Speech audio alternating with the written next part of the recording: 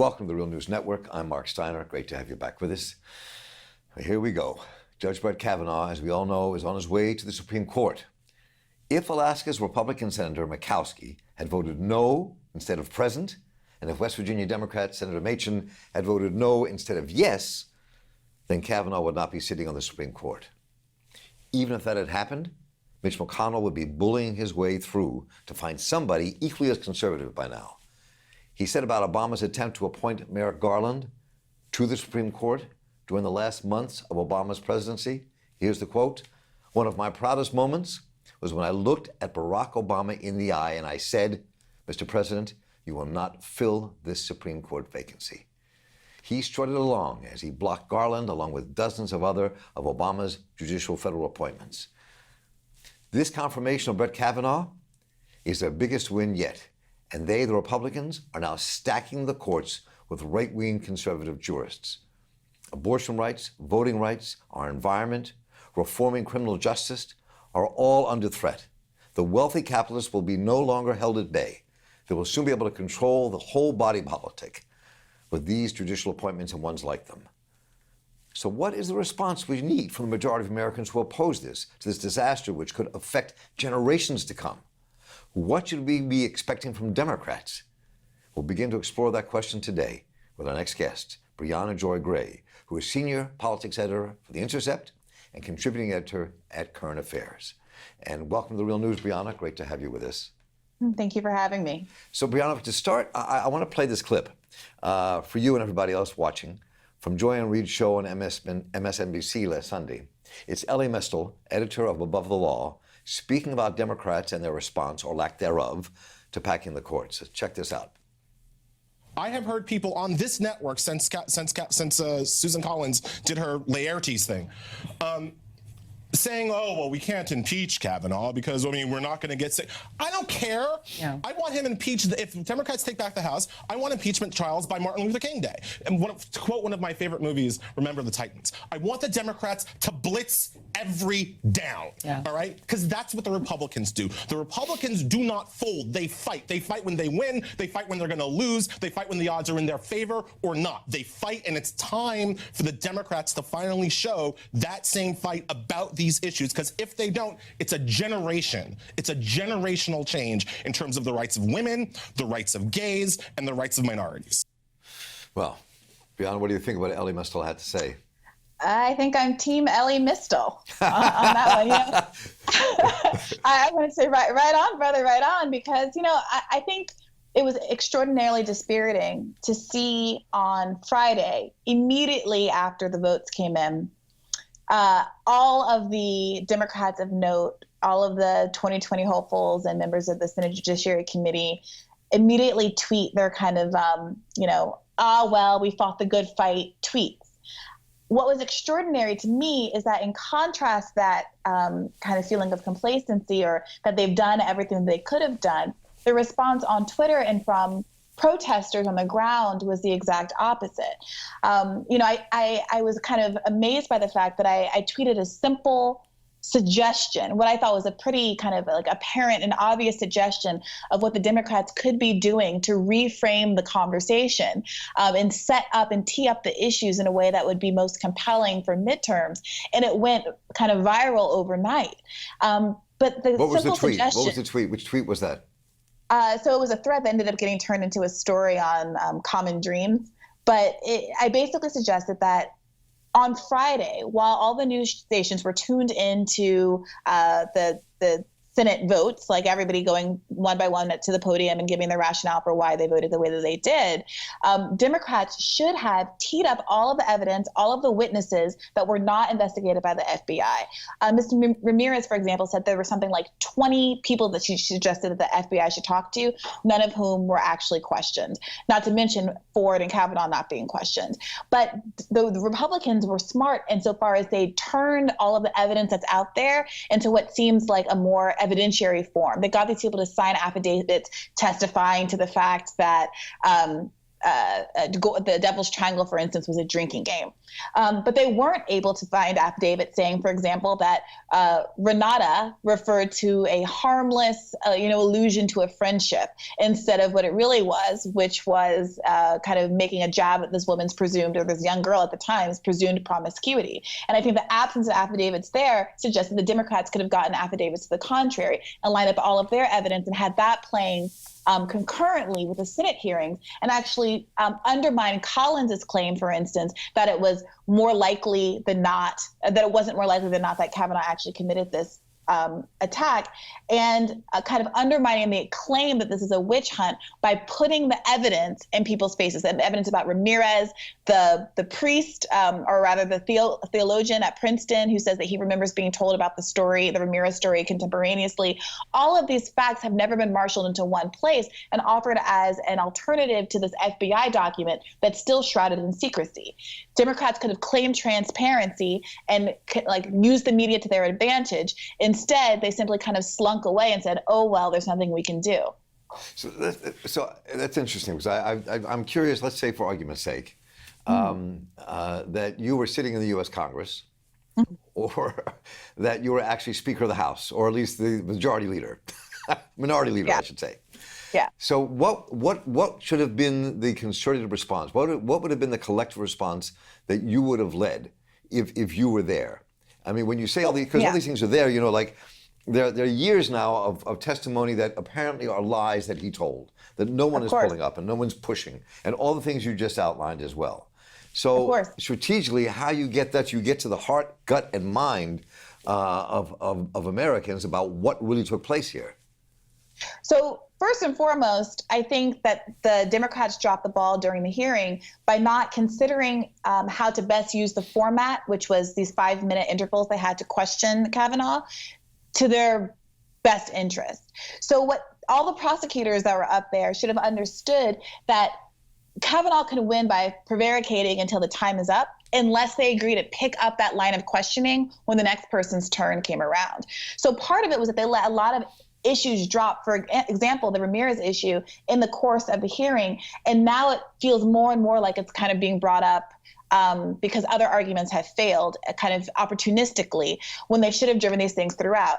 Additionally, when it became clear that the FBI investigation was going to be a fraud, which became clear very soon, Democrats should have started to put together their own investigation, hired, former FBI or other kinds of fact finders that have the appearance of impartiality to put together a competing document, which would have exerted pressure on Republicans to make their document public, right, to rebut some of these claims, because there's never been an aggregation of testimony and evidence the same way that there has been on the right, but the evidence on the right is shrouded in secrecy. And third, I think it's important to push the perjury stuff hard. Bernie Sanders has been someone who has been vocal about this. Right. He tweeted out and also read out loud on Friday night to the Senate his kind of talking points from a letter that basically outlined what he felt, it seems like what he feels are the biggest lies, the most easy to prove points of perjury.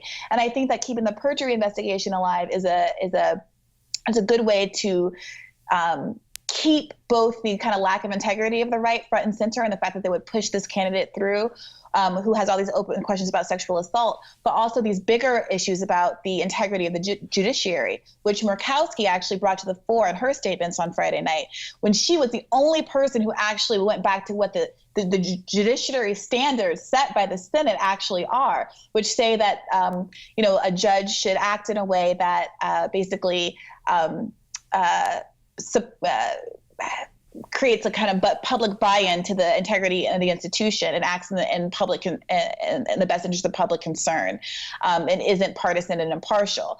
And no one who saw his testimony last Thursday could possibly think that his behavior has been in line with those rules. So very quickly, I'm curious why you think that the Democrats, the leadership especially we're talking about here, they don't have a sense of theater. They have no kind of coordinated attack, and clearly the people on the right have a coordinated attack that they plan and do together very concretely. Yep. They're very concerted about what they do and how they do it. Yeah. And also how to kind of really push in terms of the media and how to use the media to tell the story so the American people understand, because the majority of American people don't want this man on the Supreme Court. Right. And you know, I said, what is it you think that's holding them back? Why is Democratic leadership bad at their jobs? That's an interesting question. Look, I can't speak to what their motives are. Obviously, it might just be that these happen not to be their strengths.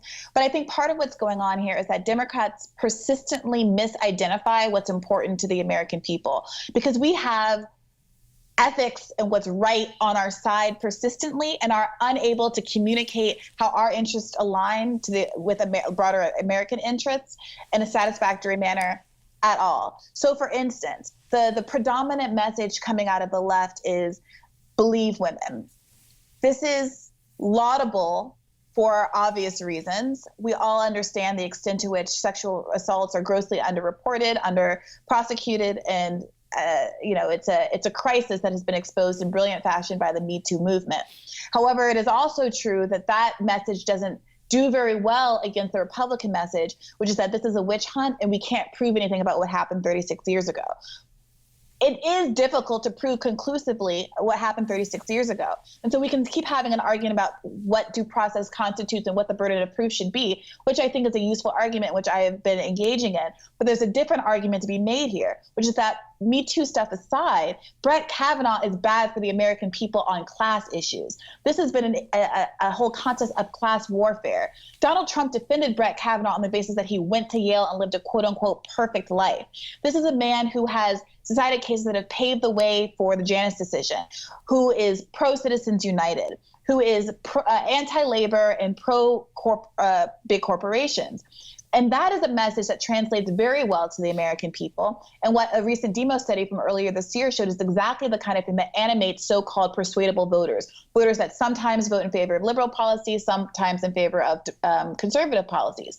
What people respond to is the idea that the 1% is using and weaponizing race and gender and identity issues in order to get done what they want to get done, to preserve the status quo, to preserve wealth and resources for themselves. And when you look at the facts of Kavanaugh's relationship with the Bush family, the Bush whipping votes for Kavanaugh, Donald Trump's personal interest in having Kavanaugh on because of his decisions, making his decisions and his statements with respect to separation of powers that would end up protecting him should Trump come under the microscope legally as everybody expects, then you start to put together a picture of this is about the elites versus the 99%. And you only have to look at the popularity of Bernie Sanders to this day to understand that is a message that resonates. Now, why the Democratic establishment might not want to push that message? Well, it might be that certain members of the Democratic establishment are similarly aligned with the elites and are uncomfortable making those kinds of broad-based class arguments. So two very quick things here I want to get to before we conclude. One has to do with, given the stacking of the courts from the right, and given what we just seen in the Supreme Court, and what I said at the opening of the program, and this could affect generations to come. The next 30, 40, 50 years could be affected by this. I mean, we saw in the Warren Court in the 50s, the power it had to begin to transform America. Part of that push for the civil rights movement and more, what it did from the 40s until the 70s. It had a huge effect on who we are as a people and where our nation was going. This could do the opposite, or do the same, but in the opposite direction, taking us backwards. You know, people look at our history and say 1877 when they killed Reconstruction couldn't happen again. Well, yeah. I'm not so sanguine about that. Right. And I think we're facing a real danger here that people need to be aware of. I think that's right. I mean, I've heard a lot of conversations about, whether it's savvy to push for impeachment in light of midterms and, whether or not it's going to negatively affect Democrats' chances. I think that's an extraordinarily short-sighted way to look at this. I think that part of what the Republicans argue is that we pick up issues opportunistically. And I think that there can be no better confirmation of that than to let an issue as weighty with as long-term importance and consequences as this one die simply based on a calculation about midterms, as opposed to the reality, which you just astutely articulated, which is that the implications and the consequences of this are decades in the making, are reach decades into the future.